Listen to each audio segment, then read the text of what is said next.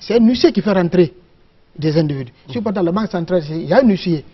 Donc les rois, ils font l'huissier de justice qui assure l'audience des chefs. Ce qui fait que nous sommes au niveau des audiences, pendant le procès aussi, toutes les audiences officielles, ce sont les huissiers de justice qui sont là-bas. Mais le travail principal aujourd'hui, c'est l'exécution des décisions de justice. Donc il faut retenir ça. D'accord, merci là. Et vous voulez le compléter par rapport à ça? Oui. L'huissier de justice est un officier ministériel, comme vient de dire Monsieur le Président, et un officier public. Il est officier de ministériel parce qu'il est investi par les pouvoirs publics, des pouvoirs qui sont en fait réservés au service public. C'est pourquoi on parle d'officier ministériel. Donc l'huissier, en exécutant une décision de justice, exécute un pouvoir régalien de l'État. Parce que c'est l'État qui assure, qui est chargé de garantir l'exécution des décisions de justice aux justiciables. L'huissier de justice est un officier public. Parce qu'il est investi par l'autorité publique des pouvoirs de dresser des actes authentiques, des actes qui font foi jusqu'à preuve contraire, et des actes obligatoires. Bien, donc officier public, officier ministériel, en tout cas la mission principale, comme vous l'avez dit, c'est l'exécution des décisions de justice. Vous avez expliqué tout à l'heure la trilogie, n'est-ce pas, qui fonctionnait en la matière de gouvernance judiciaire, et la porte d'entrée et la porte de sortie, vous avez dit que ce sont les huissiers. Alors, qu'est-ce qui s'oppose justement dans notre cas spécifique? Pourquoi l'exécution des décisions de justice se pose en termes de problématiques, Maître Bassekou? Il y a des problèmes. Qui a intérêt que les décisions de justice ne soient pas exécutées? Bon, c'est difficile de dire exactement qui a intérêt. Alors pourquoi, justement? Pourquoi, justement? Parce que nous avons des immixtions. Si nous prenons l'exemple du parquet. Le parquet, c'est le ministère public. Le ministère public. D'accord. Le ministère public a fait un écrit au directeur national de la police et à l'état-major de la gendarmerie pour dire de n'assister les huissiers que quand ils présentent une réquisition. Est-ce que c'est ce que la loi prévoit? La loi ne le prévoit pas. D'accord. C'est une violation de la loi. La réquisition est une violation de la loi. Parce que c'est clair, lorsqu'une décision est revêtue de la formule exécutoire, c'est fini, on n'a pas besoin de réquisition. C'est-à-dire que toutes les voies de recours sont épuisées, il ne reste plus qu'à consommer le Nous avons, dans un entretien avec le procureur général, je lui ai dit, un jury m'a dit, il nous a dit... D'accord, ça c'est purement personnel. Je voudrais savoir quels sont les problèmes concrets, justement, quels sont les arguments que ceux qui ne veulent pas fondamentalement que les décisions de justice soient exécutées, quels sont les arguments qu'ils invoquent? C'est-à-dire que personne ne vous dirait qu'elle est opposée à l'exécution d'une décision de justice. Bien. Mais les réalités sont là qui font qu'il y a toujours des difficultés. Est-ce que vous voulez dire que vous êtes en porte-à-faux avec certaines réalités, n'est-ce pas, du parquet, ou alors vous pensez, parce que moi je ne pense pas que quelqu'un ait intérêt à ce que les décisions de justice, parce que la justice ne vaut que par l'application des décisions de justice. Or aujourd'hui, je me dis qu'il y a une volonté politique très plausible sur le terrain qui voudrait justement que l'état de droit soit fonctionnel dans notre pays. Alors je ne vois pas quelqu'un vouloir d'une chose et son contraire. Monsieur Diallo, j'en venais là. Oui, alors. Je dis que j'ai dit à un procureur, une fois qu'il m'a dit, mais pourquoi vous venez nous embêter pour réquisition? Mais la loi vous autorise à exécuter les décisions de justice si la décision est revêtue de la formule exécutoire. Oui, mais je l'ai répondu. Oui. Je lui ai dit, mais écrivez encore à la direction nationale de la police et à la gendarmerie pour leur dire que la réquisition n'est pas obligatoire. Si vous le faites, vous êtes déchargé. Vous laissez l'huissier régler les problèmes avec la gendarmerie ou la police. Mais tant que l'écrit est là, la police n'assistera pas, la gendarmerie n'assistera pas un huissier. Et un huissier ne peut pas faire une exécution sans qu'il ne soit assisté par un gendarme ou un policier. Voilà le grand problème. Bien. Alors, si ce problème est réglé, oui. c'est sûr. C'est cela le problème? Bon, en fait, ceux qui s'opposent à l'exécution des décisions de justice ne comprennent pas, en fait, les enjeux de leur action. Normalement, lorsque l'huissier de justice a une décision de justice en main, la formule exécutoire qui se trouve dans la décision vaut réquisition. il n'a en principe pas besoin d'aller voir le procureur ou le parquet pour une réquisition. Il doit en principe prendre cette décision et le mettre à exécution. C'est ce que l'article 29 de l'acte uniforme portant procédure simplifiée de recouvrement et des voies d'exécution de l'OHADA prévoit. La formule exécutoire vaut réquisition et l'État a l'obligation d'assister l'huissier de justice, de garantir l'exécution des décisions de justice pour le peuple de Guinée, parce que les décisions sont rendues en fait au nom du peuple de Guinée. Mais si la force publique refuse d'accompagner l'huissier sous prétexte que le procureur n'a pas délivré une réquisition, il appartient au procureur d'éclairer la lanterne de la force publique, gendarmerie ou police, pour leur dire que, en fait, ce n'est pas légal. Je n'ai pas l'obligation de délivrer une réquisition pour assister l'huissier. Bon, peut-être je comprends, vous savez, j'aime à le dire, il y a le principe, il y a la réalité. Le principe, c'est que l'État a l'obligation d'assister le huissier, n'est-ce pas, et d'ailleurs de participer à l'exécution de décisions de justice. Cela est une constance. Mais le plus souvent, vous vous rendez compte, parce que vous en avez été victime, l'exécution des décisions de justice se pose en termes de véritables problématiques. Beaucoup de vos collègues ont été tabassés sur le terrain, et parfois certains nous ont interpellés à sang, parce que vous savez quand même que quand les gens ne se sont pas entendus en famille, ils ne sont pas entendus au quartier, ils ne sont pas entendus à la police, ils ne sont pas entendus à la justice, et quand vous venez exécuter pour dire à quelqu'un de sortir d'une maison qu'il a construite depuis 50 ans par le fait d'une décision de justice, il y a le plus souvent des morts d'hommes. Donc le côté sensible de cette question-là, comment est-ce que vous parvenez à occulter, faire en sorte que l'exécution des décisions de justice soit, mais sans pour autant perturber l'ordre public, Maître Kissing? Bon, c'est une question intéressante que vous posez comme ça. D'abord, je vais revenir un peu pour ceux qui se posent. Et pourquoi ils se posent? D'abord, les principes et ceux qui font le contraire. Le principe, il y a, comme il a cité, il y a une loi qui est supranationale, l'OHADA. L'article 29 dit que la mention exécutoire vaut réquisition directe. Et l'État doit être tenu de nous assister. Et le refus de l'État engage sa responsabilité.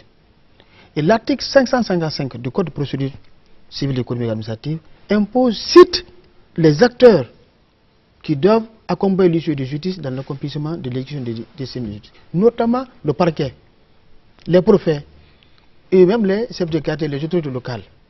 Mais voilà, ce sont ces personnes-là qui s'opposent à l'exécution d'une décision de justice de façon tacite. Ils ne te disent pas, ils ne font pas le travail. Il y en a qui, comme j'ai assis le cas du parquet, qui dit non, on ne fait pas. On peut même donner une réquisition, mais par contre, on ne va pas que ça soit exécuté. Ou vous êtes sur le terrain, ils font le contraire. Mais au niveau des chefs de quartier, c'est fait de manière active. Toutes les autorités locales s'opposent à l'exécution des décisions de justice dans leur zone.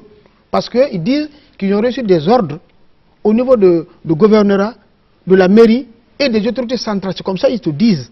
Ils ne vont jamais accepter. Des fois même, ils soulèvent les populations contre l'issue de justice à frapper, à s'opposer, à faire tout contre l'issue de justice pour l'exécution des décisions de justice. Ils ne savent pas les conséquences de leurs actes. Ils ne connaissent pas les conséquences de leurs actes. Aujourd'hui, si on ne parvient pas à exécuter les décisions de justice, il vaut mieux fermer les justices. Ça n'a aucun sens. L'insécurité est remontée dans notre pays parce qu'on ne parvient pas à exécuter les décisions de justice. Les gens vont régler leurs comptes.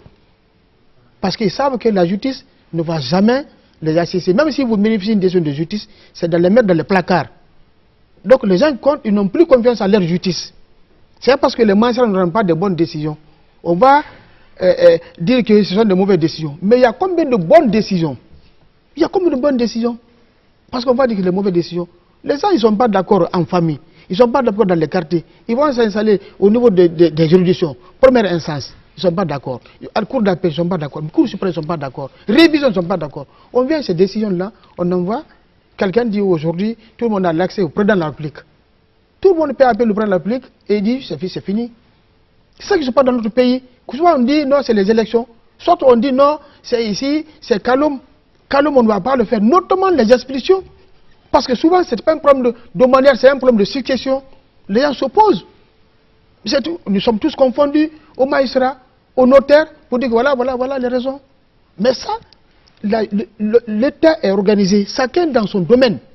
Même quand vous êtes ministre, président de la République, tout ça, chacun dans son domaine. Si chacun vous dans son domaine, on respecte les textes, c'est très simple. Bien, je vous retrouve dans quelques 2 petites minutes. Oui.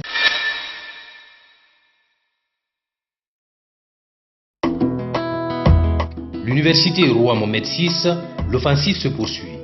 L'université Roi Mohamed VI est aujourd'hui un laboratoire d'expertise ultramoderne, des infrastructures certifiées, des étudiants épanouis et comblés, un encadrement de proximité des professeurs guinéens et étrangers, des programmes classiques avec une marque spéciale sur la gestion et la protection de l'environnement, le droit minier, l'administration des affaires.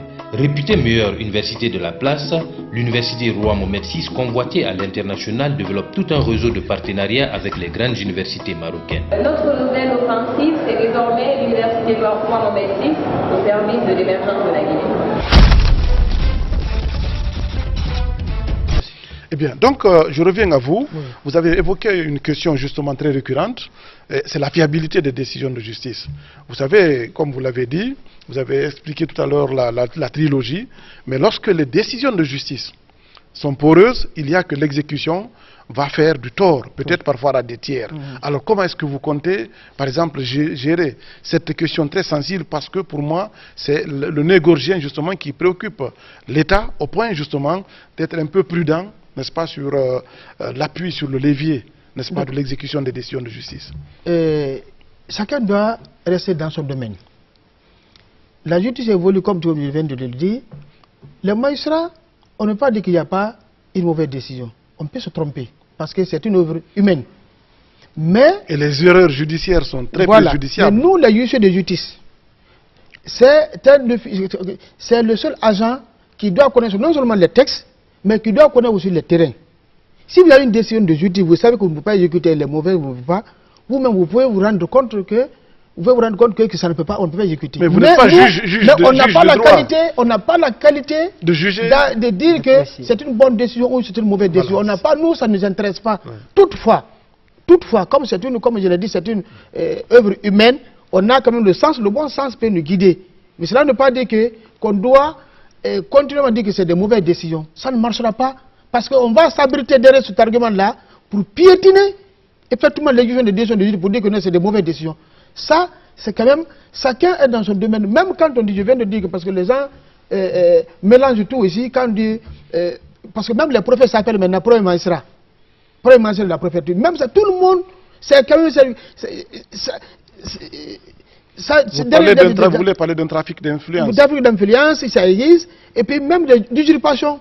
Parce que quand même, le premier magistrat, tu ne juges pas, il y a quand même les juges qui jugent. C'est ça leur fonction. On ne peut pas dire que c'est de mauvaises décisions.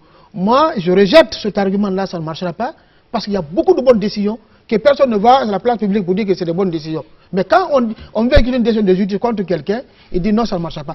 Ici, nous sommes dans un pays de mandingue, personne ne veut accepter de perdre un procès. Ce qui fait qu'on utilise les relations. Ce sont les autorités qui refusent à ce que les décisions de justice soient exécutées. Et que ça fragilise l'économie du pays, ça fragilise notre politique judiciaire, et qu'on va investir, personne ne viendra investir l'argent ici, parce qu'ils n'ont pas confiance à notre justice.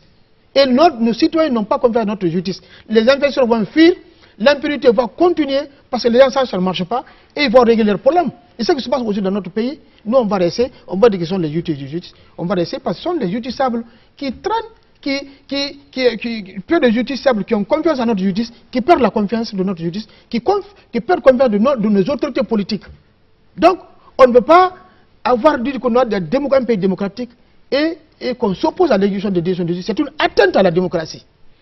Bien, alors, mais vous savez qu'en matière de droit, il y a ce qu'on appelle l'opportunité, n'est-ce pas, de la chose jugée, de l'application et même la décision de justice. Oui. L'application des décisions obéit à cette opportunité.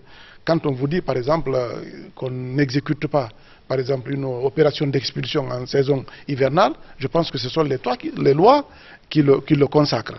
Et lorsque une décision de justice de l'application peut créer des troubles à l'ordre public, je pense que l'État a raison de s'en préoccuper.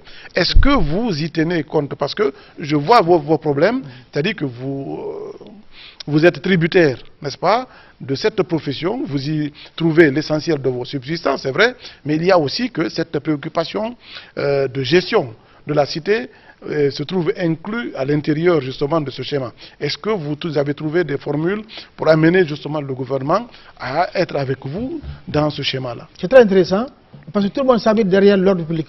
L'ordre public, c'est une expression très difficile à appliquer. Parce que est-ce que c'est l'exécution des décisions de justice qui trouble à l'ordre public, ou bien c'est l'exécution des décisions de justice qui trouble à l'ordre public? Question. Je vous pose la question. Voilà, c'est l'inexécution des décisions de justice qui crée le problème à l'ordre public. C'est que les gens ne peuvent pas à comprendre. Ça n'est pas l'ordre public, mais c'est les analyses politiques, c'est tout. Ce n'est pas par exemple l'ordre public. Nous tenons compte de ça parce qu'au sein au niveau de la Chambre nationale des juges de justice, nous avons mis en place une commission. Ce n'est pas la loi qui nous dit, mais nous avons mis en place une commission qui voit, après avoir accompli les premiers actes, l'issue de justice, parce qu'on dit qu'aucune décision de justice ne peut être exécutée sans la signification. À moins que l'exécution soit volontaire. On demande à l'usage ce qu'il a signifié. Deuxième acte, est-ce qu'il a fait le commandement? Le commandement de faire ou de ne pas faire, ou de ce qu'il doit, si c'est un commandement de payer, si c'est un commandement de vider, si c'est un commandement il le fait, on vérifie. Si quelqu'un dit qu'il faut expliciter, toi tu dis que tu vas démolir, au niveau de cette commission-là, ça ne passe pas. Ce qui fait qu'aujourd'hui, peu de gens ont des problèmes parce qu'on vérifie au sein de la Chambre, cette commission de travail, si ça porte préjudice à l'ordre public, effectivement ça va créer des problèmes, la Chambre ne va jamais donner le visa. On donne le visa quand le dossier nous paraît important pour l'exécuter. Oui. Donc on donne le visa. Si on donne le visa parce qu'on s'assure à ce qu'il n'y a aucun problème pour l'exécution et qu'on va suivre le jeu de justice sur le terrain. Dès qu'il y a un problème imminent qui va compromettre l'ordre public, nous-mêmes, parce que nous sommes aussi responsables, nous devons tenir compte de ça. C'est pourquoi je dis que nous, les juges de justice, malgré nous devons connaître non seulement les textes, mais on doit connaître aussi le terrain. C'est un juriste de proximité. C'est lui qui est en contact direct avec les populations et les citoyens. Donc, il est facile quand un avocat va devant le tribunal pour dire qu'il plaise au tribunal de dire cela. Et c'est facile quand un magistrat assis dans son bureau pour dire que j'ordonne. Mais c'est l'huissier de justice qui est l'élément primordial, c'est lui qui est sur le terrain. C'est lui, il connaît ce qui est sur le terrain. Bien, donc c'est pourquoi l'huissier de justice est l'agent le plus important au niveau de la justice. Parce que sans lui, la justice ne fonctionne pas. Justement, vous êtes le président de la Chambre des huissiers. C'est très facile de dire justement qu'il y a des autorités qui s'opposent à l'exécution des décisions de justice. Mais vous, en tant que président, est-ce que vous êtes conscient qu'il y a quand même des brebis galeuses au sein de votre corporation également? Est-ce que cela se manifeste? Tout à fait. Et comment cela se manifeste? Tout à fait, ça existe. Et si quelqu'un se rend compte coupable des choses comme ça, on n'a aucun état d'âme au sein de notre justice. Malgré qu'on n'a pas un test d'application dans la matière, mais nous prenons nos responsabilités. Sur le fondement de oui, nous sanctionnons. Vous êtes des hommes de loi, vous allez créer des lois. Mais exactement, nous recommandons à ce que le parquet sanctionne l'huissier en question. Parce qu'on ne va pas permettre quand même que les gens fassent des choses qui ne sont pas normales, parce que ça terne l'image de la profession. Et ça, nous savons, parce qu'on fait beaucoup d'investissements pour la profession. On ne peut pas permettre que les gens viennent commettre des bavures et puis qui disent que c'est un huissier de justice. Parce que ça terne l'image de toute la corporation. Et ce qui fait que aujourd'hui on s'oppose, même au niveau de recrutement, qu'on doit être regardant pour voir qui doit rentrer. Est-ce qu'il a une bonne probité morale? Est-ce qu'il a une bonne formation? Est-ce qu'il est